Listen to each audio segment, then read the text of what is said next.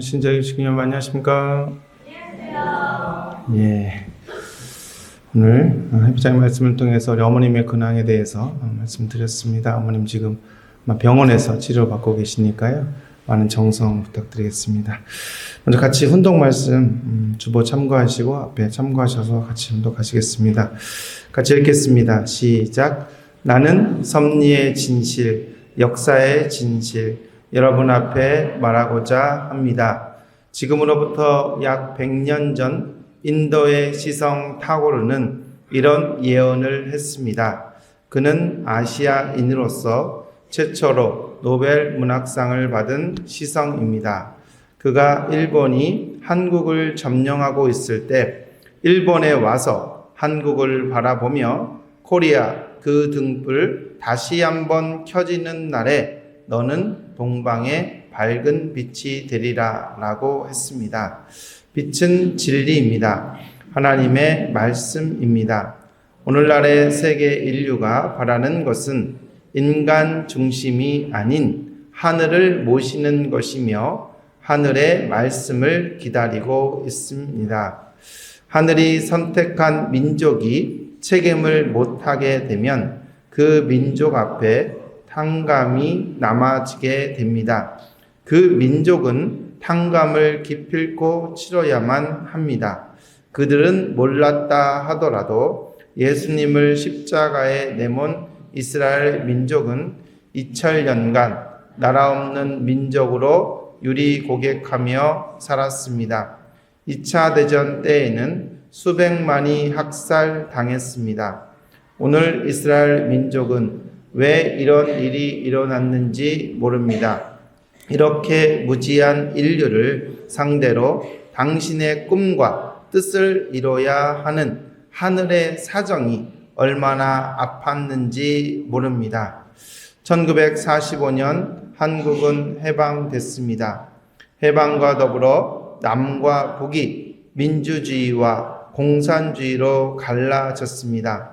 하늘은 섭리의 완성을 놓고 2000년 전에 맞지 못했던 독생녀를 탄생시키기 위해 또 다른 민족을 선택하셨습니다. 그것이 2000년 전에 선택된 한민족입니다. 한민족은 전쟁을 싫어했습니다. 그래서 외세에 눌려 자유를 찾아 남하하게 됐고 대한반도에 정착하게 됐습니다. 하늘 섭리의 완성을 놓고 이 민족을 통해서 독생녀가 탄생해야 하기 때문에 기독교 기반을 통해 1943년 독생녀가 탄생됐습니다. 참 어머님 말씀입니다. 사랑하는 신대교 주님 여러분 안녕하세요. 반갑습니다. 이제 봄꽃이 피는 계절입니다. 교회 앞마당에 목련꽃도 피고 산수유도 피고 그런 계절인 것 같습니다. 제가 이지구 본부에 있을 때 우리 이지구의 국화가 목련이었습니다. 아시죠? 매그놀리아. 그래서 목련꽃 사진 콘테스트 해본 적이 있고, 그리고 그 당시에 각 지구별로 국가를 만들려고 그래가지고 제가 국가도 영상도 만들었던 적이 있는데 거기에 이제 목련이라는 내용도 나옵니다. 어머님은 참 목련을 좋아하셨고 또 4월의 노래에 또 목련도 있는 것처럼 우리 목련꽃을 바라보며 또 순수한 하얀 꽃과 또 자색, 어머니 색깔이 자색이라 그러죠. 그저께 천심은 철의 정성에 나왔는데 너희들 왜 보라색 옷 입고 있지 않느냐 하면서 어머니 색깔이 자색이니까 보라색 옷 입고 있는 식구들이 이 성전에 한 반은 차야 된다라고 했던 기억도 나는 것처럼 어머님 참 좋아했던 꽃이 목련꽃이 아닌가 생각이 됩니다. 그래서 이런 때에 지금 봄 계절이 다가왔습니다. 낮에는 20도가 입박해 가면서 좀 약간 더운 날씨인데 그 상황에서도 우리 봄절기에 우리 하늘보님과 참부모님의 사랑이 가득한 한 주간 되시기를 축원드립니다. 오늘 지난 시간에 이어서 우리 한민족 선민 대서사시 강의를 한번 하도록 하겠습니다. 벌써 새벽의 강좌가 끝났고요. 이제 네 번째 강의입니다. 한민족의 고난과 해방입니다. 이 강의는 5,000년 동안 이 한민족의 역사 가운데 가장 어두운 시기에 해당합니다. 이때는 한민족 역사상 이름도 쓸 수 없었고 종교도 가질 수 없었고 문화도 모든 정체성조차 뿌리째 뽑혔던 그런 상황이었습니다. 그래서 지금부터 감당하기 어려운 그 시련을 어떻게 극복해 나왔는지, 그 신앙의 힘으로 극복하고 우리가 해방을 맞이할 때까지 그 민족적 역경과 하늘보님의 인도하심을 설명드리고자 합니다. 이 내용 중에는 일본과의 그런 역사의 아픈 역사도 포함되어 있습니다. 이 역사적 사실은 부인할 수가 없습니다. 그런데 이 사실이 가리키는 것은, 그 진실은 하늘 부모님의 심정 치율과 그리고 그 메시아 대망 사상을 이때 꿈꾸게 한 것이 한민족에게는 구원의 문이 열렸다라고 하는 어떤 역설적 진리라고 볼 수 있습니다. 지금까지 1, 2, 3강에 걸쳐서 한민족의 고유성, 한민족은 정의 문화다, 또 한을 가진 문화다, 이런 고유성에 대해서 말씀을 쭉 드렸습니다. 그런데 일제 이 조선말, 일제 강점기에 오면서 이 한민족의 동양의 그 고유 문화와 서양의 기독교가 합쳐지면서 동서양의 문화가 만나는 시기가 이때입니다.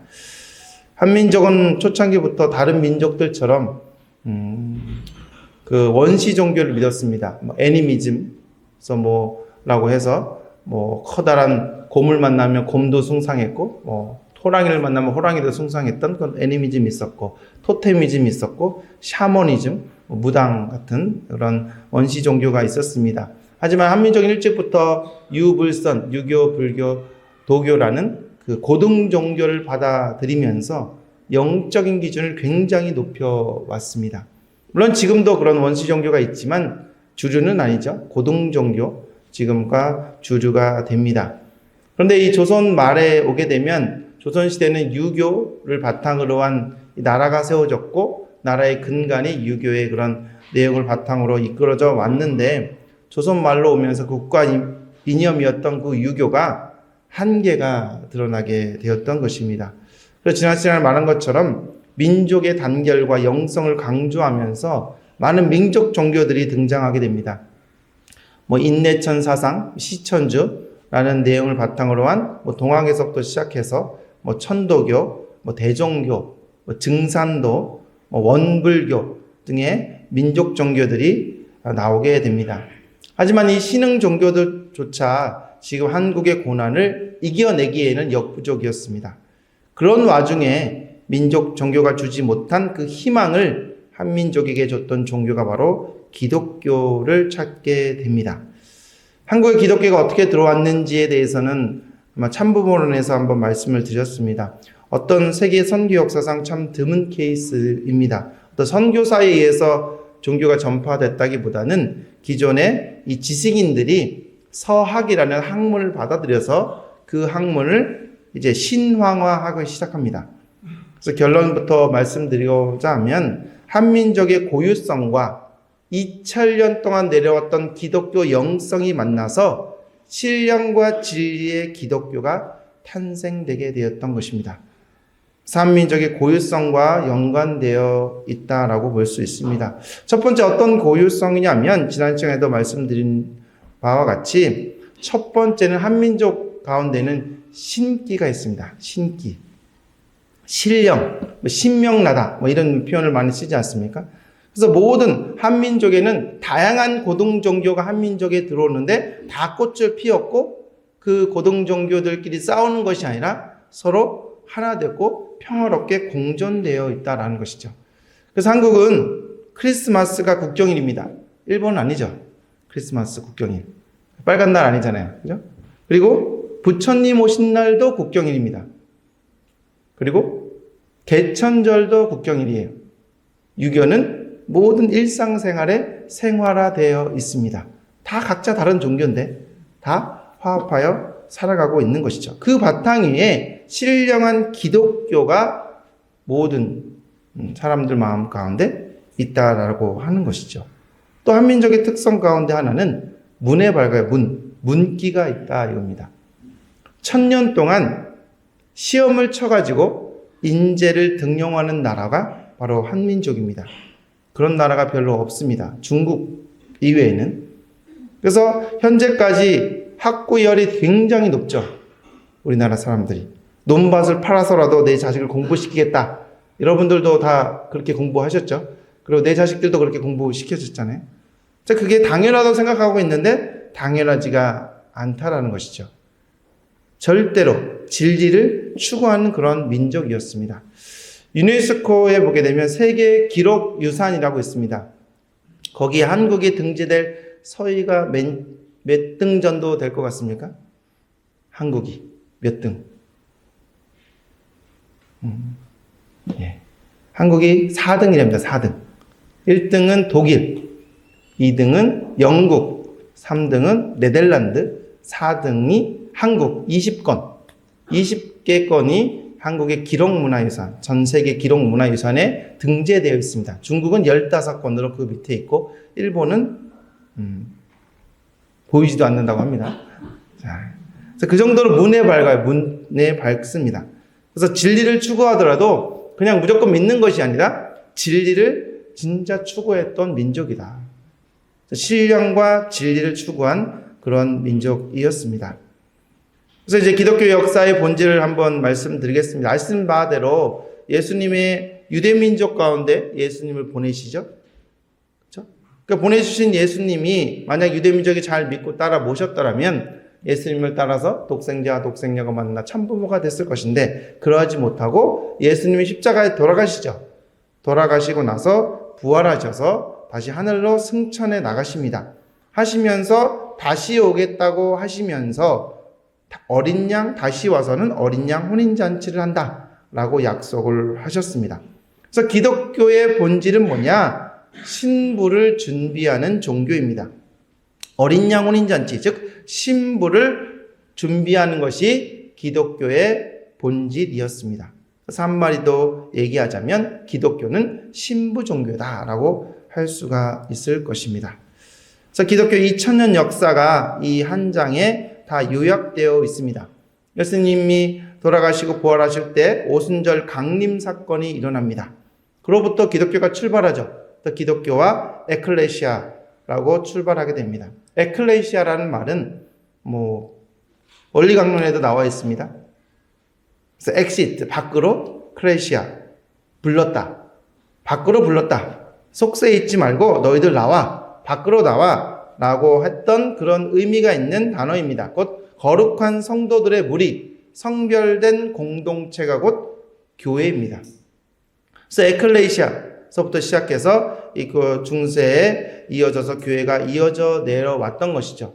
종교개혁을 일으켰던 칼뱅의 교회에도 보이는 교회가 있고 보이지 않는 교회가 있다라고 한 것처럼 초대교회에 보이는 교회가 있었지만 순교자 그룹과 같은 보이지 않는 더 열심히 믿었던 집단들이 있었습니다. 중세에 오게 되면 이제 카톨릭이죠. 카톨릭. 지금의 천주교가 있었지만 더 보이지 않는 교회. 그 당시 순교의 타이밍을 놓쳤던 사람들이 광야로 나갑니다. 그래서 우리가 잘 아는 빛나는 수도 생활을 하게 되는데 베네딕트, 칼멜, 도미닉, 시토 같은 수도원을 지어놓고 철저하게 신앙생활을 해 나갑니다. 하지만 이 수도원조차도 나중에는 타락을 하게 되죠. 그래서 신령파, 반자율 공동체가 나타나게 되었던 것입니다. 근대에 오게 되면 이제 종교 개혁이 일어납니다. 종교 개혁이 일어나서 많은 종단들이 나타나죠. 장로교, 감리교, 침례교, 성결교 이런 많은 교회가 나타났는데 그 교회보다 더 신실하게 믿었던 그룹이 청교도입니다. 청교도가 이제 미국으로 가서 청교도가 자리를 잡게 되고 꽃을 피워서 미국을 건국하게 되는 그런 종교가 되었던 것입니다. 이것이 이 구한말에 다시 한국으로 모든 종파가 다 한국으로 들어오죠.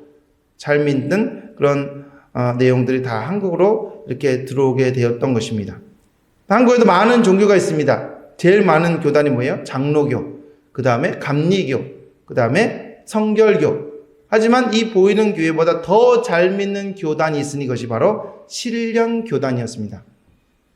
그래서 하늘은 위쪽에 보시는 것과 마찬가지로 신부 중에 신부를 찾아 나오시는데 왜? 기독교는 신부 종교니까 교회 중에 교회 가운데 신부 중에 신부를 찾아 나오시는 거예요. 교회가 신부이기 때문에. 그래서 교회를 가인과 아벨로 분립해서 보다 더 잘 믿는 교회를 찾아 나왔습니다. 그래서 에클레시아 교회를 찾아 나오신 거죠. 결국은 어떤 겁니까? 성심령 집단으로 가게 되는 것이죠. 밑에 보게 되면 이제 오순절 강림 사건 이후에 이 성령이 이제 역사를 하게 됩니다. 그래서 그 신령한 여인들한테 나타나서 나는 예수님의 신부입니다. 나는 예수님의 와 결혼했습니다. 이런 신령적인 역사가 일어나게 됩니다. 그래서 중세에 가게 되면 힐데가르트라든지 메이틸트라든지 카타리나 같은 그 여성 그런 사람들이 이런 영적인 영향을 받고 자기가 신부라고 나타나는 그런 현상들이 나타나게 됩니다. 왜 그러냐면 성령이 실체를 쓰는 역사라고 보면 됩니다. 우리가 로고스라고 배웠는데 로고스라고 하는 것은 말씀이 육신화돼서 육체를 썼죠. 그분이 2000년 전에 오신 예수님이죠.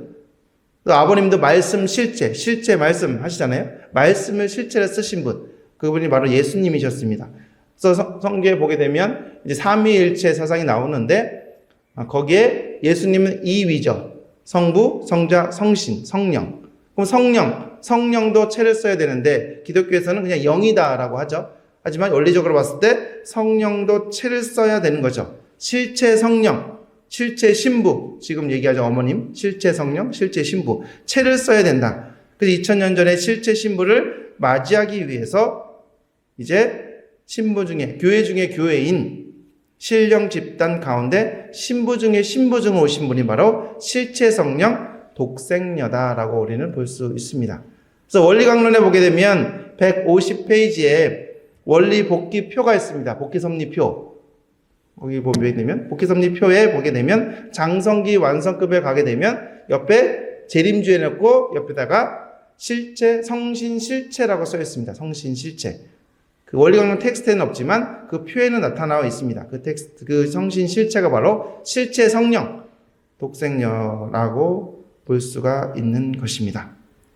이것은 이제 청교도를 중심한 미국의 성령 운동인데 참 흥미로운 기름이죠.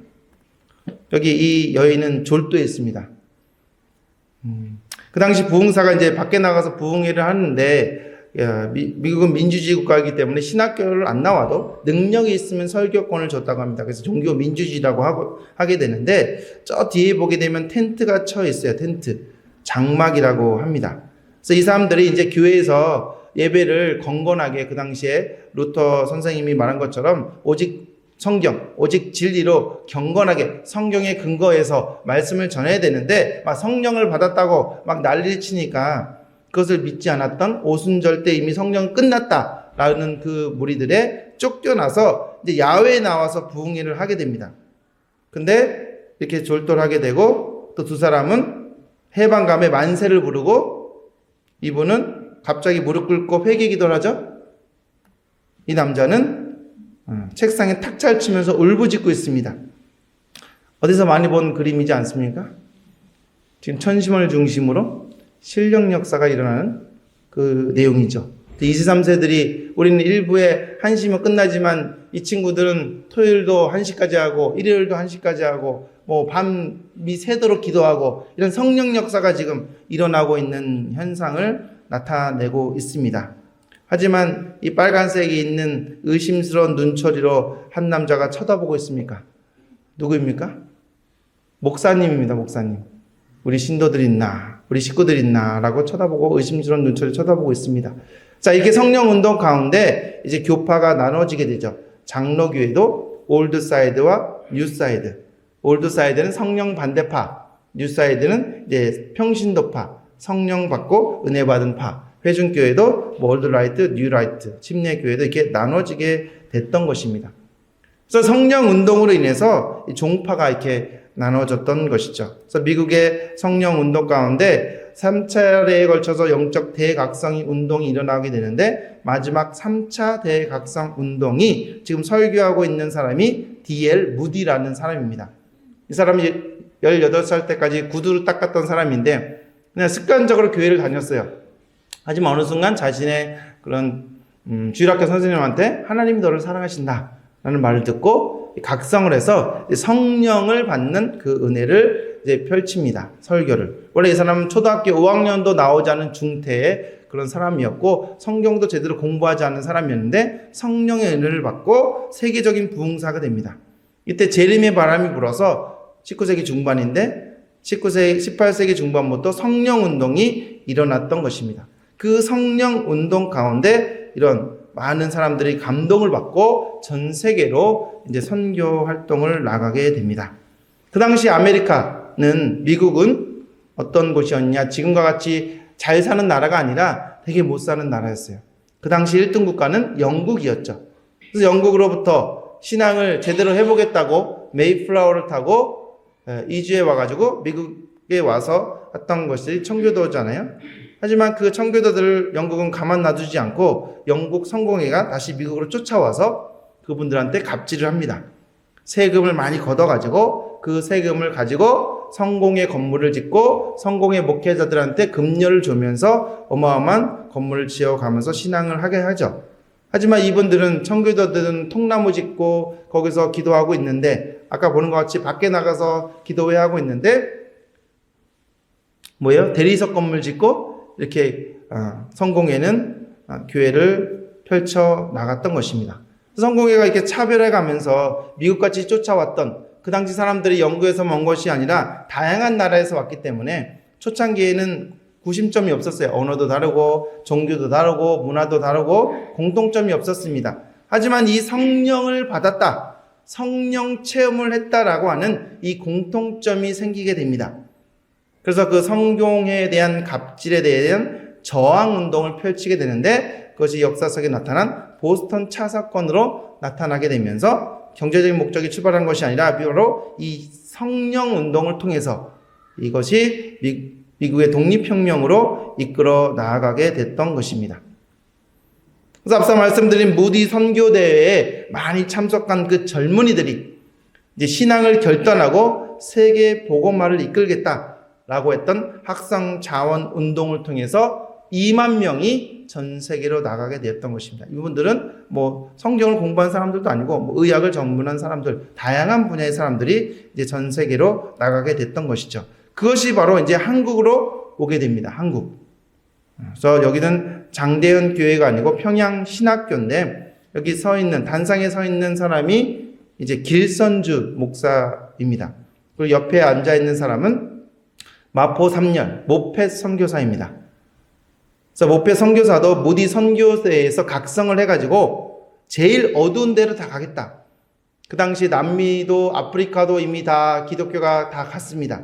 제일 어두운 것이 바로 태평양 건너 이 극동아시아로 가겠다고 해서 그 당시 하디, 아펜젤러, 언더우드라는 이 선교사가 우리 한국 땅에 와서 기독교의 첫 선교지로 왔던 사람들 모두 다 이 무디 선교사에 의한 그런 영적 성령 은혜를 받고 왔던 그런 사람들입니다.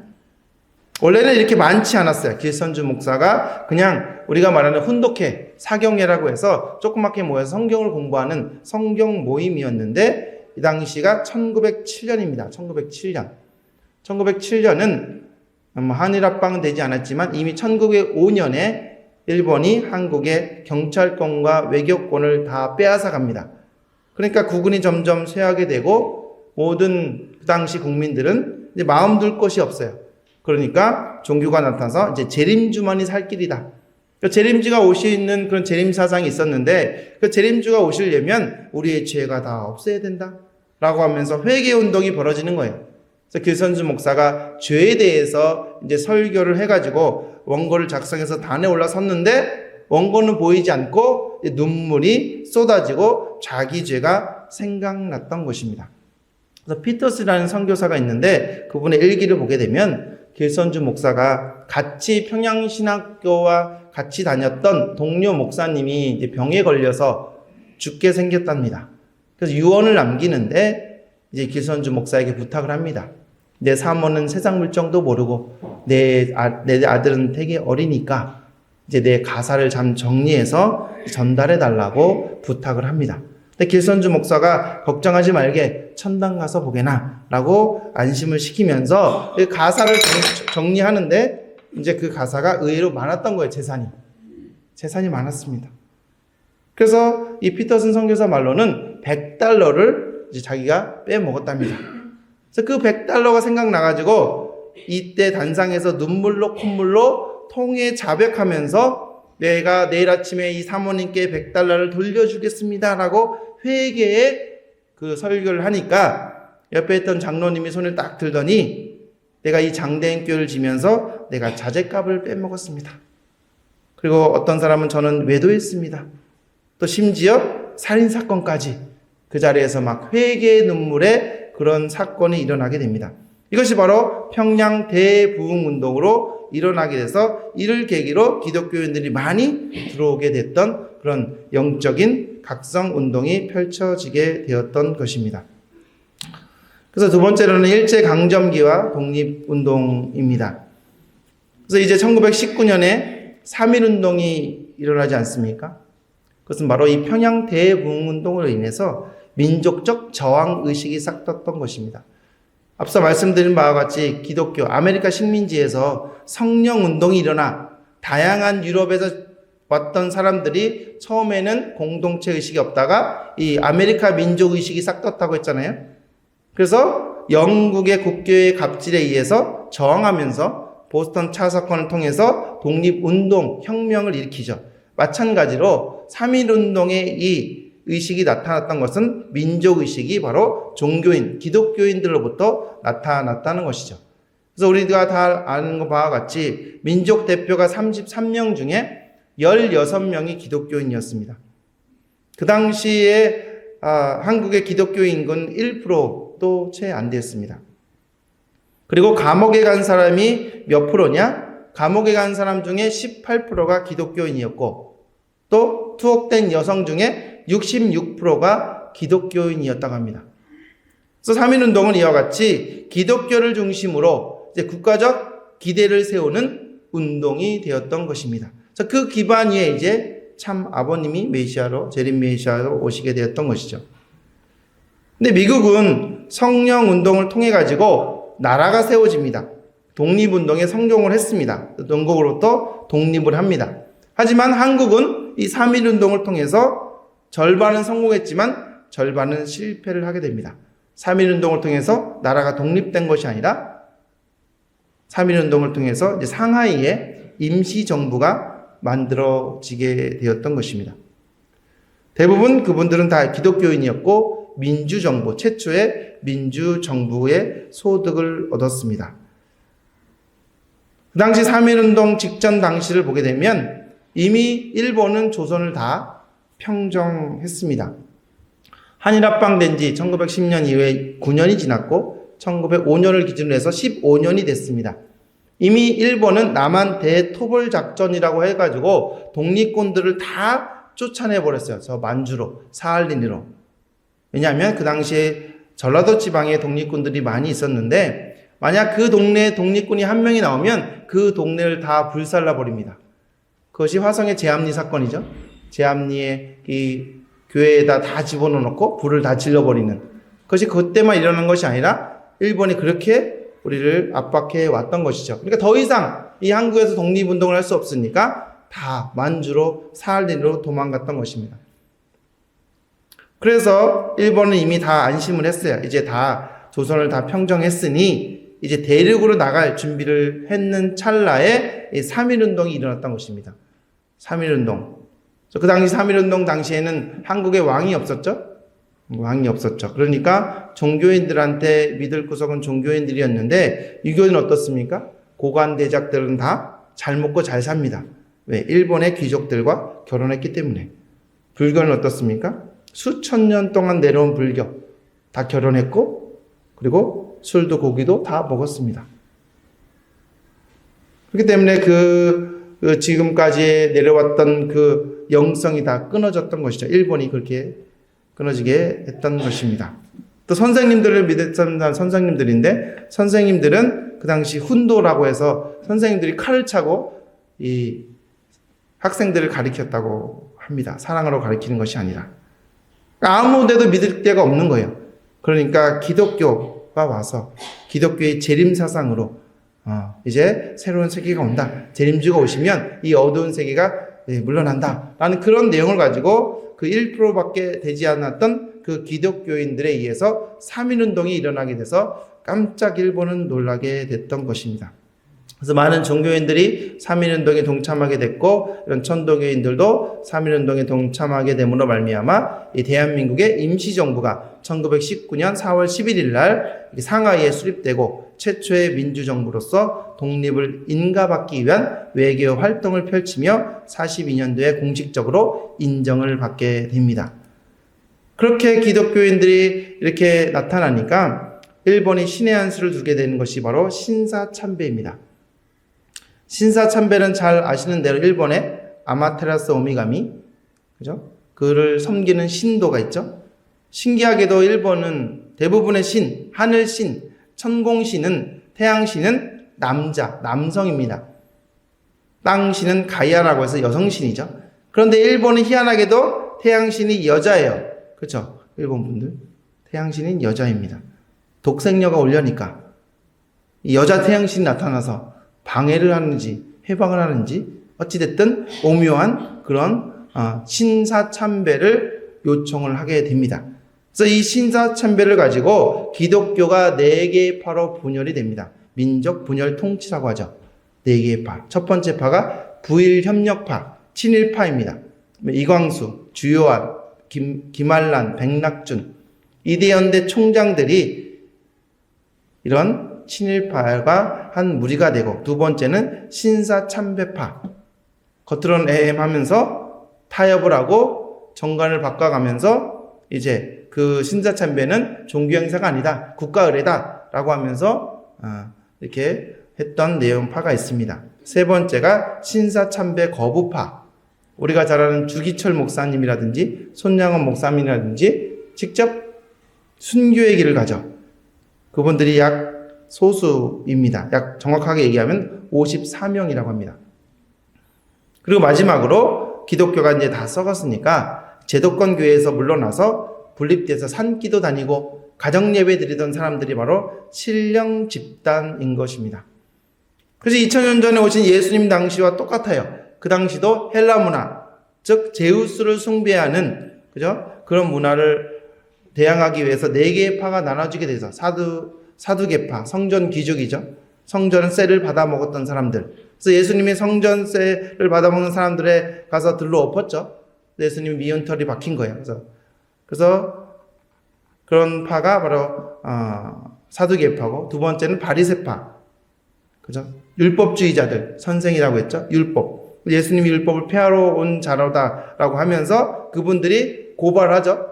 로마 당국에 고발을 하고, 그리고 유대인들한테 고발해서 예수님이 십자가에 달리게 했던 그런 사람들이 바리새파. 세 번째가 열심당이라고 하죠. 젤로당. 예수님의 제자 중에 하나인 시몬도 열심당이었습니다. 독립의지, 독립투사였어요. 독립군들이었습니다. 예수님의 그런 힘을 빌려서 독립하고자 했던 사람들. 그리고 마지막에는 뭐냐면 에세네파. 유대교도 이제 다 썩었으니까 광야를 나가가지고 굴파고 메뚜기 잡아먹고 이슬 받아먹고 흰옷을 입고 목욕을 제기하면서 필사하면서 메시아만 기다렸던 파. 그것이 바로 에세네파죠. 그 에세네파에서 세례 요한이 나오죠. 정확하게 2000년 전과 파가 4개로 분립된 동질성 섭리가 일어나게 되었던 것입니다. 그 와중에 이제 신령 공동체, 아까 말했던 교회 중의 교회, 에클레시아의 교회, 가장 잘 믿는 교단이었던 신령 집단이 나타나게 되었던 것입니다. 물론 신사참배 거부파였던 그런 순교했던 사람들도 있습니다. 그분들은 열정만큼은 대단하죠. 목숨을 걸었잖아요. 그 후손들 지금 남아 있습니다. 하지만 그분들은 진리 면에서 부족했다. 구름 타고 오실 예수님을 믿었던 거예요. 그렇기 때문에 내 목숨을 버리면서까지 나타났지만 실질적으로 준비를 해 나오지 못했다. 하지만 신령 집단은 이제 인간의 몸을 쓰고 예수님이 오신다라는 계시를 받아서 실질적으로 준비를 해 나갑니다. 옷을 만들고, 대표적인 신령 집단이 바로 성주교단. 아버님도 많이 말씀하셨죠. 김성도 할머니. 김성도 할머니의 손자가 이제 정수원 회장님이죠. 처럼 그 감사의 노래를 부르면서 열심히 했던 신령 교단. 거기에 그 신령 집단, 성주 교단에서 성경의 비밀을 풉니다. 그리고 그를 계승했던 복중교 허오빈이라는 여인이 나타나서 예수님의 한을 풀어요. 우리 시크님들은 잘 아시겠지만 예수님이 태어나신 날이 12월 25일인가요? 아니죠? 1월 3일. 근데 1월 3일이라고 믿는 교단이 몇 개 있습니다. 그래서 예수교회, 그 다음에 성주교단, 복중교, 복중교는 성주교단의 평양 집회소고, 그 다음에 김백문의 이스라엘 수도원, 그 다음에 통일교, 모두 다 신령 집단입니다. 그리고 그 성주교단의 복중교라고 하는데, 뱃속교라고 하죠. 허오빈 부인이 이제 예수님과 이제 부부와 관계를 맺고 예수님이 상상 임신을 합니다. 상상 임신해서 뱃속에서 자기한테 예수님이 메시지를 전해주게 됐던 것입니다. 그리고 김성도가 이끌었던 성주교단은 성경의 비밀을 풀죠. 타락은 무엇이냐? 사과 먹고 타락한 것이 아니라 이제 음란에서 성적인 타락이다. 그리고 예수님은 공중재림하는 것이 아니라 인간으로 오신다. 이런 성경의 비밀을 풀었습니다. 그리고 허오빈은 예수님의 한을 풀었던 것이죠. 해원을 해 나갑니다. 그래서 예수님이 태어날 때 뭐라고 했느냐? 내가 겨울에 태어났는데 엄마인 마리아가 준비를 안 해가지고 포대기를 준비 안 했어. 감쌀 포대기를 준비 안 했다. 예수님이 어디서 태어났습니까? 마구간에서 태어났잖아요. 그죠? 마구간에서 태어났는데 그 당시 엄마가 베넷저고리를 준비했을까요? 안 했다 이거야. 그러니까 자기가 쓰고 있던 두건으로 아기를 감쌌다. 그래 얼마나 한이 있겠습니까? 또 예수님의 동생이 성경에만 4명이 있죠. 그 중에 2명이 제자고 여자 동생도 있었다고 합니다. 근데 그 아버지였던 요셉이 예수님이 자기 아들이 아니라는 걸 알았을까요? 몰랐을까요? 알았겠죠. 그죠? 커가면서 얼굴이 달라지고 행동이 달라지니 주위에서 손가락질 했겠죠. 그러니까 요셉은 누구를 더 사랑했을까요? 자기의 자식들을 더 사랑했겠죠. 그러니까 예수님이 12살 때 예루살렘 성으로 같이 이렇게 가고 있는데 다시 돌아올 때 예수님만 떼놓고 돌아오잖아요. 미아가 되죠. 근데 3일 동안 돌아오고 나서 곰곰이 마리아가 생각해 보니까 이건 도저히 안 되겠어. 아무리 자식이 아니라고 하더라도 어떻게 버리고 올 수 있느냐. 동네 사람들 욕먹을 것 같으니까 다시 돌아가서 예수님한테 뭐라 하죠. 그랬더니 예수님이 그러죠. 내가 아버지 집에 있는 줄 몰랐습니까? 하면서 그 당시 예수님은 랍비들과 대화를 나누고 있었다. 결국 예수님은 왕따를 당한 거예요. 그 집안에서. 그런 내용들을 그 뱃속에서 허오빈한테 얘기를 하니까 이 허오빈이 통곡을 합니다.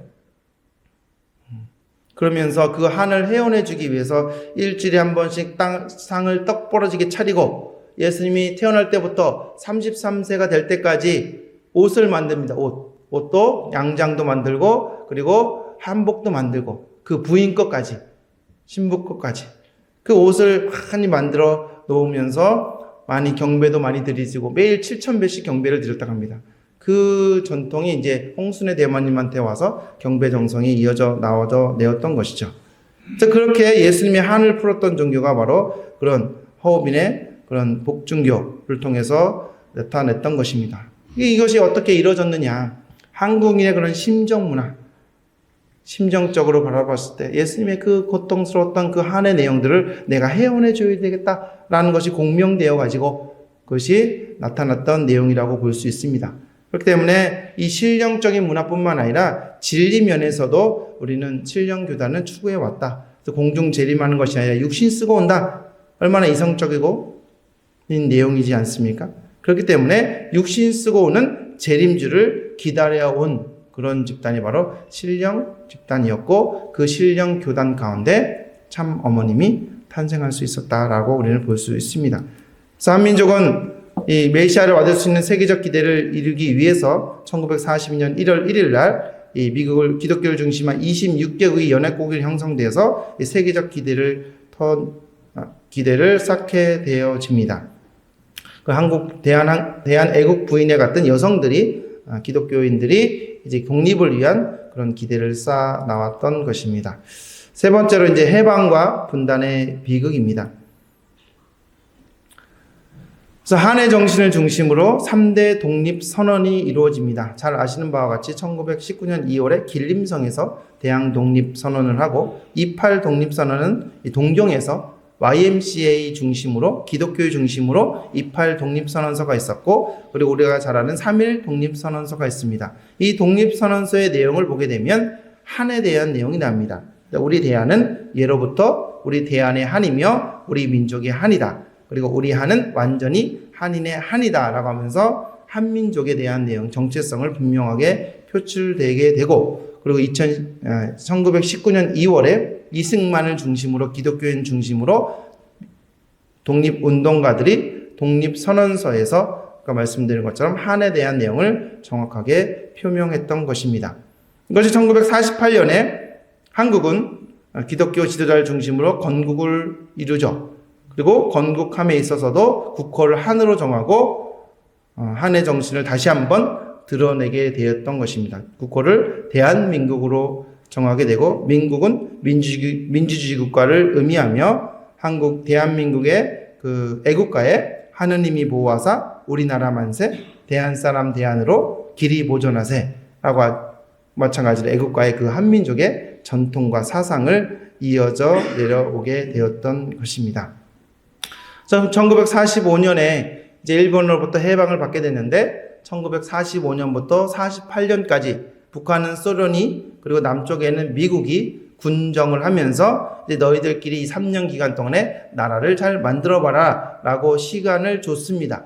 그래서 민족 대표가 이게 7명이 있는데 우익부터 좌익까지 이승만, 김구, 조만식, 김규식, 여운형, 박헌영, 김일성 이 7명 중에 대통령이 나옵니다. 근데 7명의 공통점이 뭘까요?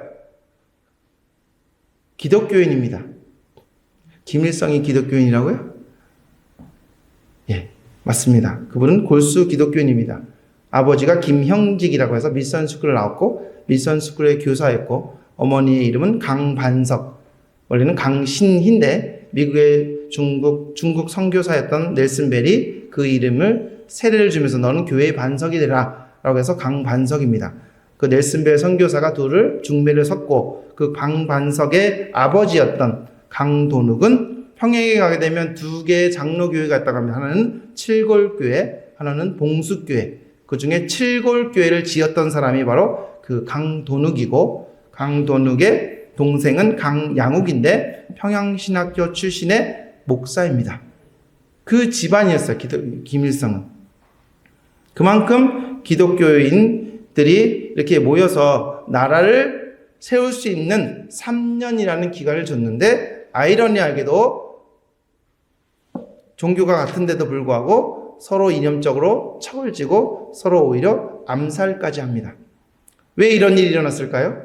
그 원인은 바로 신사참배 때문입니다. 분열된 거예요. 다 신사참배한 걸 다 알고 있기 때문에 뿌리 깊은 불신감. 물론 이분들이 권력이 있었죠. 정권력이. 그런데도 불구하고 신앙적으로 금이 가면서 서로 하나 되지 못하고 결국은 분단을 일으키게 되고 1950년 6월 25일 날 이 분할되었던 조국이 전쟁이 나면서 완전히 분단의 상황을 치루어지게 됩니다. 그래서 민족은 큰 탕감을 치르게 돼서 민주주의와 공산주의로 이제 분단되게 되었던 것이죠. 그래서 한민족은 일제의 고난을 이겨냈지만 통일은 여전히 민족의 수건으로 또 남아지게 되었던 것입니다.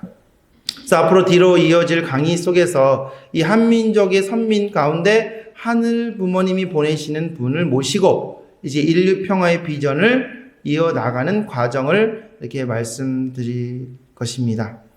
오늘 식구님들께서 지금 참 어머님께서 구치소에 계시는데도 불구하고 계속 지도자를 만날 때마다 이 내용을 이 민족이 알았으면 좋겠다라는 내용을 수차례 우리들에게 말씀해 주십니다. 국민운동을 일으켜서 한민족의 선민임을 깨닫고 독생녀와 하나 되기를 바란다 라는 마음이 그 내면에 깔려 있는 줄 알고 있습니다. 그렇기 때문에 우리가 먼저 우리 자신부터가 한민족의 선민임을 깨닫고 우리 축복가정인 선민임을 깨닫고 자랑스러운 축복가정임을 우리는 깨닫고 나가야 될 줄 믿습니다. 하늘의 이 땅 가운데 독생녀 실체 성령을 보내주시기 위해 이 한민족을 고난과 어려움을 주셨습니다. 어머니께서 수차례 말씀하셨습니다. 유대민족 가운데 독생자 예수님을 보낼 때까지 몇 년 걸렸다고 그랬습니까? 4,000년 걸렸다. 그럼 4,000년 동안 왜 걸렸냐? 그 민족이 깨닫지 못했기 때문에 4,000년이라는 시간이 걸려서 독생자를 보내주셨다. 그리고 2,000년 후에 이 민족 가운데 독생녀를 보내주셨다. 그렇기 때문에 지금 시련과 고통이 있는 것은 그것을 깨닫지 못했기 때문에 또 시련과 고통이 올 수밖에 없다. 그리고 만약에 이 보내주신 예수님을 잘 믿고 따라 모셨더라면 그 당시에 참부모가 나타나서 참부모가 형성돼서 하늘보님의 꿈을 이룰 수 있었는데 유대 민족이 불신함으로 말미암아 탕감을 치러줬다. 오늘 훈독 말씀에 보는 것처럼 알든 모르든 탕감을 치러야 된다. 그렇기 때문에 이 나라 이민족이 지금 독생녀가 오셔서 이 고난을 당하시는 것을 보고 한민족이 책임을 다해야 된다라고 말씀하시면서 그 한민족도 물론 책임을 다해야 되지만 우리 축복 가정들이 책임을 다하기를 바라시는 참 어머님의 심정임을 우리는 알 수 있습니다. 우리는 그토록 기다렸던 참 부모를 만났고 참 부모에서 축복을 받았고 축복받아 직계 자녀들이 지금 성장해 나가고 있습니다. 그래서 하늘부모님의 그 사랑과 은혜를 받은 우리들 먼저 홀리마다한 참 어머님과 하나 되어서 지금 고난과 어려움을 이고 계시는 우리 참 어머님과 하나 되어서 하늘부모님 바라시는 천일국을 이루어 드리는데 책임을 다해야 될 줄 믿습니다. 그래서 이번 한 주간도 부모님께 주신 우리 한민족 선민 대서사시의 그런 의미를 한번 묵상해 보시면서 작은 것 하나라도 우리 주변과 이웃에게 전달해 나가시는 우리 자랑스러운 일신대교회 식구님들이 되시기를 바라면서 말씀을 마치겠습니다. 감사합니다.